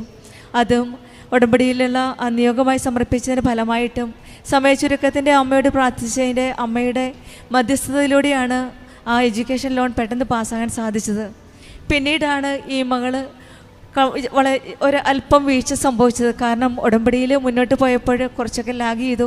കാരണം പ്രാർത്ഥനയിൽ അത്ര തീഷ്ണത കുറച്ച് കുറഞ്ഞു. അങ്ങനെയാണ് നഴ്സിംഗ് എക്സാമിന് പോയപ്പോൾ അവിടെ ഒരു ഫെയിലിയറായി. അത് കഴിഞ്ഞപ്പോഴാണ് വീണ്ടും ഉടമ്പടിയിലേക്ക് കൂടുതൽ തീഷ്ണതയോടെ കെട്ടുപോയ ആ തീഷ്ണത വീണ്ടും കത്തിച്ച് ജ്വലിച്ച് പുതിയ ഉണർവോടെയാണ് ഈ മകൾ ഉടമ്പടിയിലേക്ക് തിരിച്ചു വരുന്നത്. തിരിച്ചു വന്നാലും കുറ്റപ്പെടാത്ത ഒരു ദൈവമാണ് നമ്മുടെ കൂടെയുള്ളത്. എൻ്റെ കാൽ വഴുതുന്നു എന്ന് ഞാൻ വിചാരിച്ചപ്പോഴേക്കും കർത്താവെ അങ്ങയുടെ കാരുണ്യം എന്നെ താങ്ങി നിർത്തിയെന്നാണ് സങ്കീർത്തകൻ പറയുന്നത്. അതുപോലെ തന്നെയാണ് ഈ മകളുടെ കാര്യത്തിലും കാൽ വഴുതുന്ന നിമിഷത്തിൽ കർത്താവാണ് ഈ മകളെ താങ്ങി നിർത്തി മുന്നോട്ട് നയിച്ചത്. പിന്നീടും വളരെ തീഷ്ണതയോടുകൂടി പഠിക്കുകയും എല്ലാ എക്സാമും നല്ല രീതിയിൽ പാസ്സാകാൻ സാധിക്കുകയും ചെയ്തത്. പിന്നീട് ഈ മകൾ പറയുന്നത് not by merit but by grace, ദൈവത്തിൻ്റെ കൃപയാലാണ് ഞാൻ എക്സാം പാസ് ചെയ്തതെന്നാണ്. അത് ദൈവത്തിൻ്റെ ഒരു സാന്നിധ്യം ഈ മകളുടെ കൂടി ഉണ്ടായിരുന്നു എന്നും മകൾ സാക്ഷ്യപ്പെടുത്തുന്നു. 10 വർഷത്തോളം ഒരു ഭവനം ഒരു സ്വപ്നമായിരുന്നു. കാരണം യാതൊരു രീതിയിലും 10 വർഷത്തോളം പല പഞ്ചായത്ത് ഓഫീസുകളിൽ കയറി ഇറങ്ങിയെങ്കിലും ഭവനം എന്ന സ്വപ്നം സാക്ഷാത്കരിക്കാൻ സാധിച്ചില്ല. ഉടമ്പടിയിൽ നിയോഗമായി സമർപ്പിച്ചതിൻ്റെ ഫലമായിട്ട് എങ്ങനെയോ എവിടെ നിന്ന് തന്നെ ഇവർക്ക് തന്നെ അറിയില്ല, പെട്ടെന്നാണ് ഒരു ഭവനം ആഗ്രഹിച്ചതിലും കൂടുതൽ നല്ല രീതിയിൽ സ്വപ്നത്തിൽ പോലും കാണാൻ സാധിക്കാത്ത രീതിയിലാണ് ഈശോയും അമ്മയും ഇവർക്ക് ഒരു ഭവനം നൽകി അനുഗ്രഹിച്ചത്. അതും not by merit but by grace, ദൈവത്തിൻ്റെ കൃപയാലാണെന്നാണ് ഈ മകൾ സാക്ഷ്യപ്പെടുത്തുന്നത്. നമ്മുടെ ജീവിതത്തിലും നമ്മുടെ വീഴ്ചകൾ വലുതാണ്, പക്ഷെങ്കിൽ ദൈവകൃപ ദൈവകാരുണ്യം അതിലും വലുതാണ്. ഉടമ്പടി ജീവിതത്തിൽ ഈശോയും കൃപാസന അമ്മയും നമുക്ക് താങ്ങായി നിൽക്കട്ടെ എന്ന് നമുക്ക് പ്രാർത്ഥിക്കാം. നമ്മുടെ